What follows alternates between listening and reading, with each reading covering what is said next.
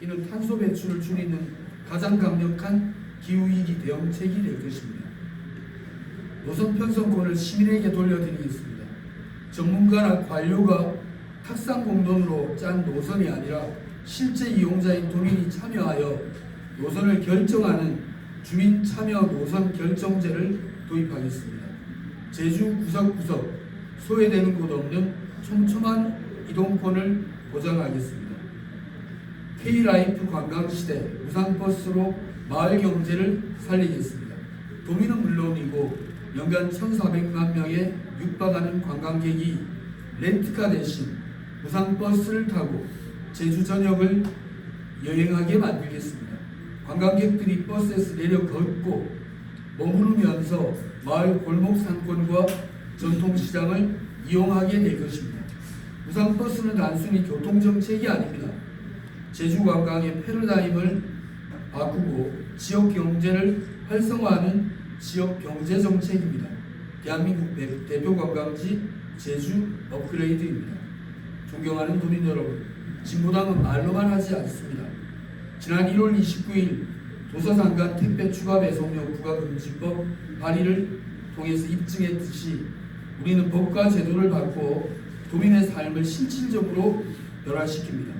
이번 버스 정상화 법안 발의는 일 잘하는 진보도지사 김용호가 펼친 대중교통 대전환의 서막입니다.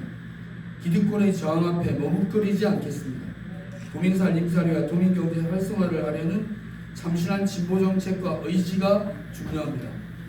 양당 정치 20년이 방치하고 망쳐놓은 도민 살림살이 진보당 도지사 후보와 도의원 후보가 반드시 되살리겠습니다. 양당에게 도민의 목소리를 전달하겠습니다. 제발 의석 많다 자랑만 하지 말고 제주도민을 위해 일하는 정치를 하십시오. 1,100억 원의 혈세를 버스 회사가 아닌 도민의 권리로 돌려드리겠습니다. 제주의 길을 바꾸고 도민의 삶을 바꾸겠습니다. 무상버스와 안전공영제로 가는 길 김용호가 입법으로 열고 실천으로 완성하겠습니다. 감사합니다. 네, 질의하실 의견이 있으시면 질의 주시기 바랍니다.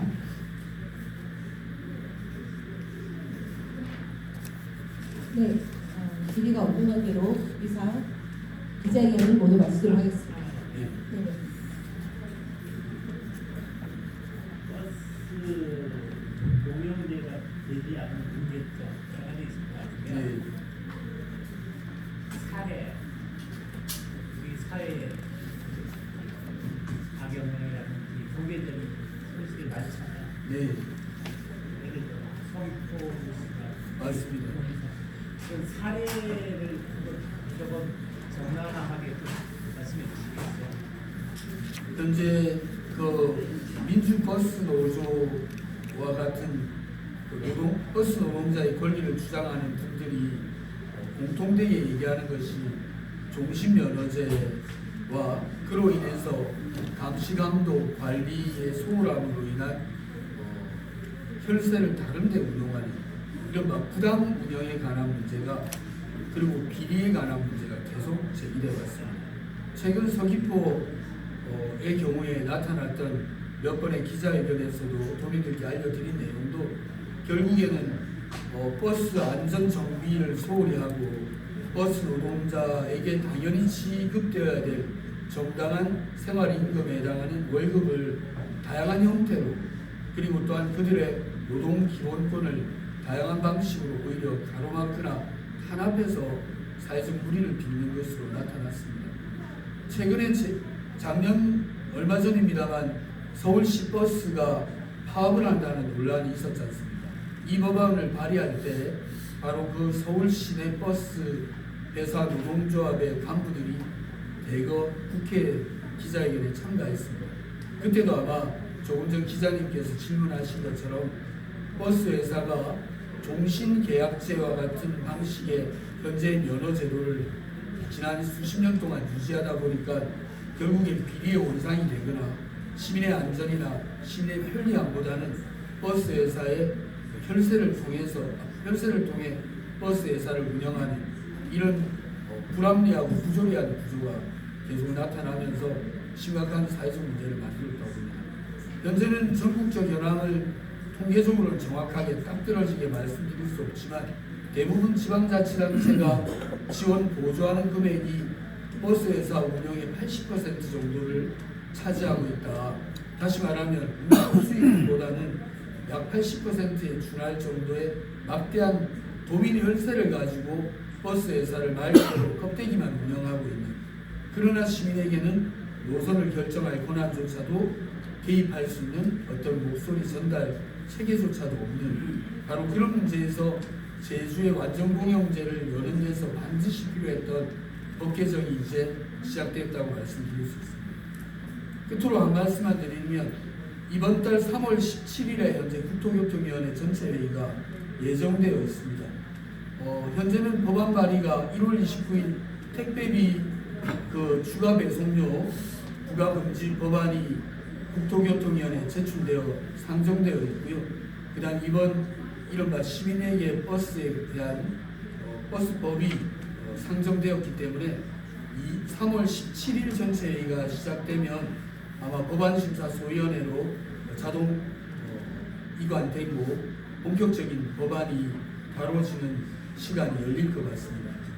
아시는 바 국토교통위원회에서 이번에 이 법안을 다루게 되면 초당적으로 발의된 이 법안이 전국에 있는 모든 지방자치단체와 대중교통 활성화를 바라는 국민들의 바람을 담고 있기 때문에 법안이 빠른 시간 안에 통과가 되면 저희도 관련된 5단계 행정 절차를 준비해서 제가 만약 당선된다면 가까운 2, 3년 안에 완전 공영제가 정착될 수 있도록 하는 로드맵을 준비하고 있는 중입니다. 네. 전부 그 버스 전부 무료로 해버리면 네. 뭐 그럴 리가 없지만 가령 많은 사람들이 버스를 많이 타면 더 수요가 늘어서 버스 비용에 대해서 더 비용이 많이 들 텐데 그런 재원들은 어떻게 봐요? 네, 맞습니다. 이용객이 늘어나는 사례는 제가 이 사례를 한번 말씀드려보면 강원도 정선의 경우에 2020년에 와와 버스라는 걸 했습니다. 완전 공영제였습니다. 당시에 그걸 시행하기 전에는 연간 66억 원을 조그만 정선군이 부담했었는데 완전 공영제를 시행한 후에 오히려 정선군이 부담하는 금액이 11억 원이 줄었습니다. 20%가 줄었다는 얘기죠. 그리고 관련해서 65세 이상 무상교통을 1차로 도입을 한 이후에 2배 이상이 늘었답니다. 연간 100만 명 정도가 이용하는 정도로 이용률이 아주 높아진 건 사실이고요. 다만 지금 얘기하신 것은 결국에는 완전 공영제를 해서 제가 제시한 것처럼 새로운 일자리 약 770개를 제대로 더 만들고 그 다음에 운영 비용과 관련된 것은 이미 1,100억 원에다가 연간 약 600억 정도만 더 추가하면 완전 공영제에 따르는 1차 시행은 가능하다고 봅니다.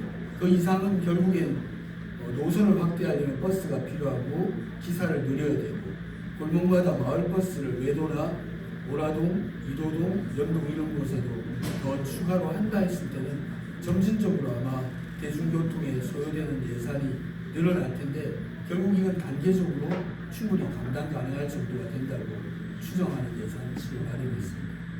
가능할 것 같습니다. 다행히 법의 빗장이 풀렸습니다.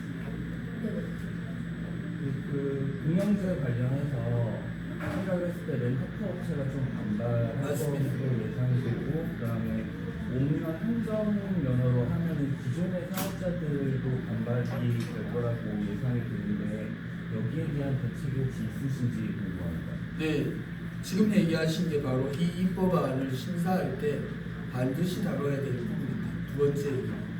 첫 번째는 렌트카와 관련해서인데요. 현재 우리 렌트카 제주는 대표적인 대한민국의 렌트카 업체들이 다 모여 있습니다. 3만여 대가 현재 운행 중인데 심각한 문제는 사실은 이제 불법 렌트카, 자가용 렌트카 이런 것들이 단속되지 않아서 성수기에는 최소 8,000대에서 10,000대 이상이 육지에서 들어오기도 합니다.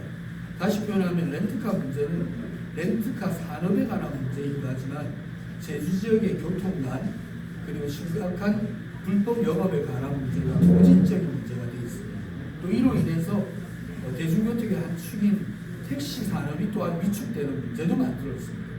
그래서 그리고 또한 사고가 났을 경우에 벌어지는 문제도 렌트카 산업에 대한 효율적이고 안전한 관리와 새로운 변화가 필요한 시점에 와 있습니다. 그래서 현재를 유지하는 것을 중심으로 도민에게 혈세 낭비와 이동권을 박탈하는 현재를 유지하지 않을 수 없다면 렌트카 산업 발전 대책 또한 저희가 마련해야 된다고 봅니다. 법제도 시행에서 나서는 저항이나 문제와 관련한 문제는 결국에는 법이 합리적이냐 아니냐의 문제여서 한정면허 제도를 도입하면서 관련되어 있는 불법행위, 그 다음에 공공성을 해치는 범법적인 재반 사항이 발생하면 페널티를 적용해서 그것이 시정되지 않을 때는 즉시 지방자치단체가 면허를 회수할 수 있도록 되어 있는 게 이번 법률안이 담고 있는 합리적인 제도 개선 방안이기도 합니다. 물론 잘 지킨다고 하면 그 면허 기간이 종료하기 전에 노사정 논의와 고용 안정 그리고 적당한 보상을 하는 협상이나 상응한 조치를 당연히 동반해야 된다고 봅니다. 저희가 짠 로드맵은 5단계로 짜져 있는데요. 오늘 그 설명을 드리기엔 조금 시간이 부족하다면 조만간 기회를 또 한번 만들겠습니다. 5단계로 순차적으로 진행을 할 예정입니다. 최장 4년 정도 이내에는 완전 공영제를 완성할 수 있다 하는 정도를 짜놓고 있습니다. 이상입니다. 네, 감사합니다. 시간 관계상 기자회견을 모두 마치도록 하겠습니다. 감사합니다. 네, 고맙습니다.